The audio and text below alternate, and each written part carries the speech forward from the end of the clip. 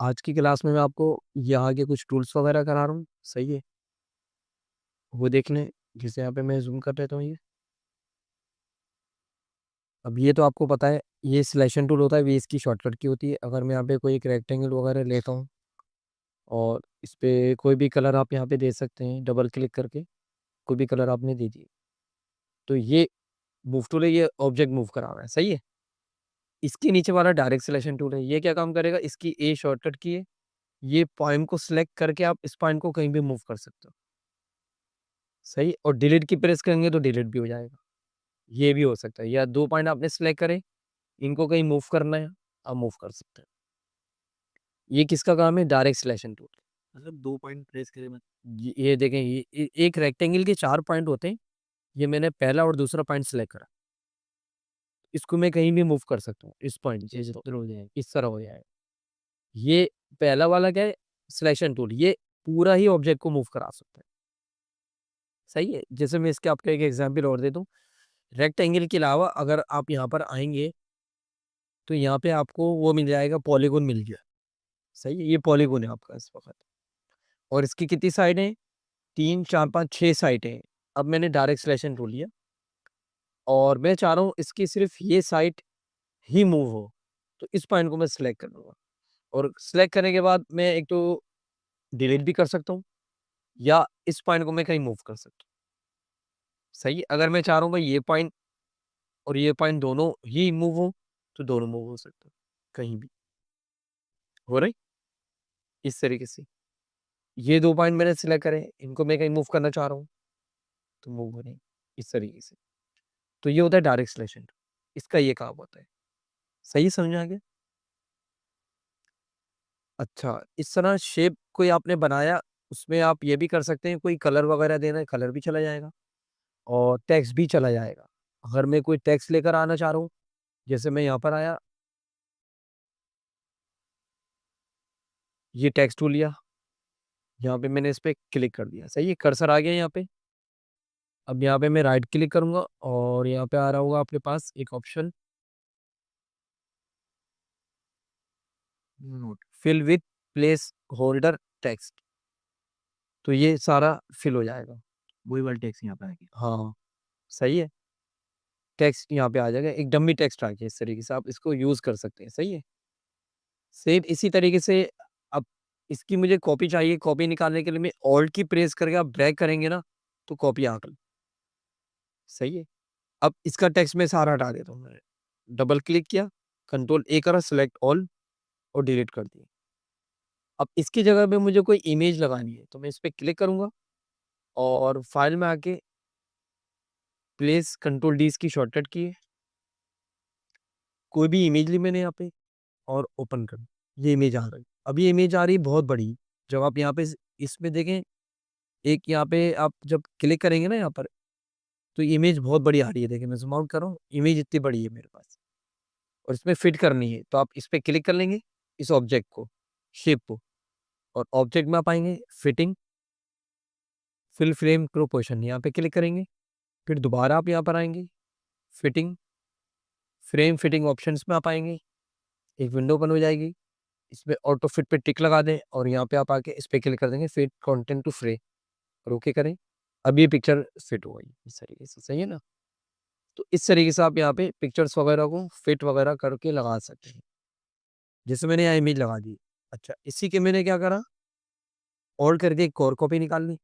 अब ये मुझे फ़र्ज़ करें फ्लिप करनी है, तो यहाँ पे सामने ही ऑप्शन आ रहा होगा फ्लिप का, फ्लिप हॉरिज़ॉन्टली, यहाँ पे आप क्लिक करेंगे, तो ये पलट जाएगी। पलटने से ये क्या हुआ, ये अलग पीस आ गया, ये अलग पीस आ गया, इस तरीके से। इसको शेप से आप उठा के कहीं भी लेकर जा सकते हैं। जैसे यहाँ रख दें, यहाँ, इस तरीके से, सही है ना? और इसमें आपको पिक्चर चेंज करनी है, तो वही कंट्रोल डी कर लें। पिक्चर अब मैं यहाँ पे कोई भी लगा देता हूँ, जैसे लगा दी एरोप्लेन की, या इस तरीके से, सही है ना? तो इस तरह शेप के अंदर आप text, colour, gradient colour, picture वगैरह दे सकते हैं, सही है?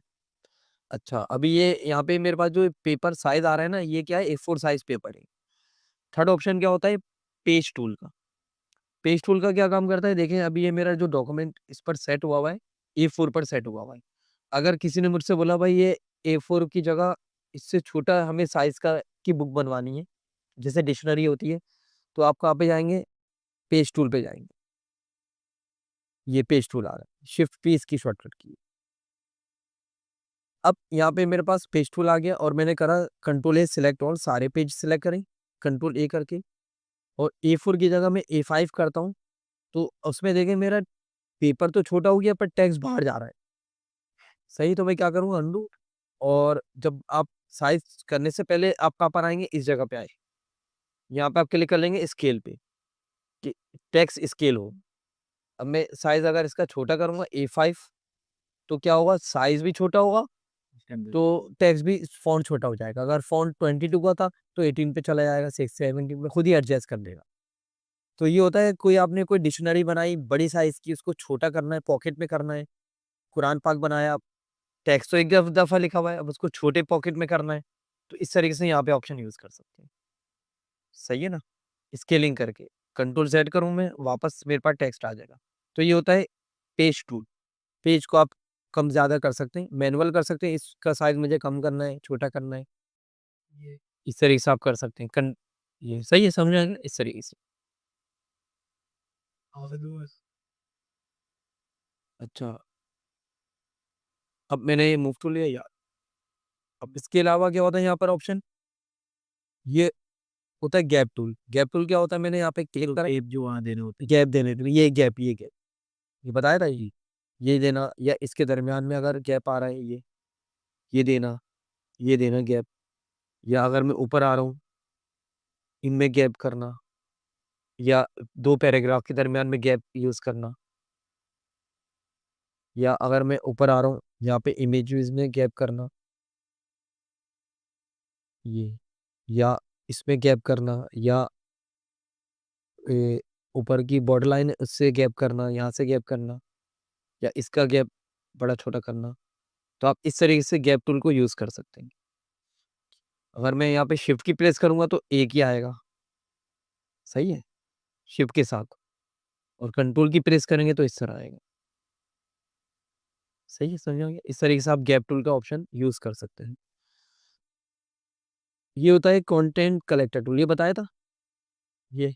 नहीं। नहीं। देखिए यहाँ पे 2 ऑप्शन आ रहे हैं, एक आ रहा है कंटेंट कलेक्टर टूल, एक कंटेंट प्लेसर टूल। फॉर एग्ज़ाम्पल ये 3 इमेजेस मुझे उठा के कहीं लेकर जानी, ये। तो मैं क्या करूँगा, कंटेंट कलेक्टर टूल लूँगा और यहाँ पे क्लिक करूँगा और नीचे देखिए एक विंडो भी खुलती है। यहाँ पे मैंने क्लिक करा तो यहाँ पे मेरे पास इमेजेस आ रही, कलेक्ट करनी मैंने। अब मैं आया नीचे किसी खाली जगह पे, जैसे 3 पिक्चर में यहाँ प्लेस करनी है, तो मैं कहाँ पे आ रहूँगा, अब यहाँ पर आऊँगा, कंटेंट प्लेसर टूल। यहाँ भी आ रहा है कॉपी पेस्ट वाले सिस्टम। कॉपी पेस्ट वाला सिस्टम है।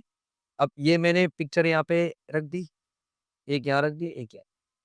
हाँ, बिल्कुल कॉपी पेस्ट वाला ही सिस्टम समझ लें, चाहे कॉपी पेस्ट करें या इसको यूज़ ये दिए ना दो। हाँ, तो आप इस तरीके से इसको यूज़ कर सकते हैं, सही है ना? फिर भी एक ऑप्शन आपको यानी पता होना चाहिए कि कैसे यूज़ होगा इस तरीके से।